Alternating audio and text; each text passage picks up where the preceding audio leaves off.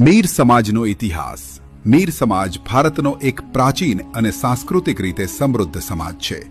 ખાસ કરીને ગુજરાત અને સૌરાષ્ટ્ર વિસ્તારમાં જોવા મળે છે. આ સમાજની ઓળખ સંગીત, કલા અને પરંપરા સાથે જોડાયેલી છે. શરૂઆત. મીર શબ્દ પર્શિયન ભાષામાંથી આવ્યો છે, જેનો અર્થ નેતા અથવા સન્માનિત વ્યક્તિ થાય છે. જૂના સમયમાં મીર લોકો રાજા નવાબોના દરબારમાં ગાયક અને વાદક તરીકે કામ કરતા. તેઓ શાદી, તહેવાર અને ખાસ પ્રસંગોમાં સંગીતથી માહોલ બનાવી આપે છે. કલા અને ઓળખ. મીર સમાજ ખાસ કરીને ઢોલ, નગારું, શહેનાઈ, કવ્વાલી અને લોકગીતો માટે જાણીતો છે. ગામડામાં આજે પણ મીર લોકો વગર લગ્ન અધૂરા લાગે છે.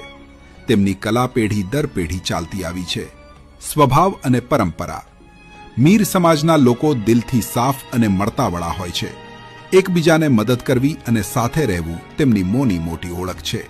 ધાર્મિક અને સાંસ્કૃતિક પ્રોગ્રામમાં તેમની ખાસ હાજરી હોય છે. નિષ્કર્ષ. મીર સમાજ માત્ર એક જાતિ નથી, એ એક કલા, એક પરંપરા અને એક ઓળખ છે.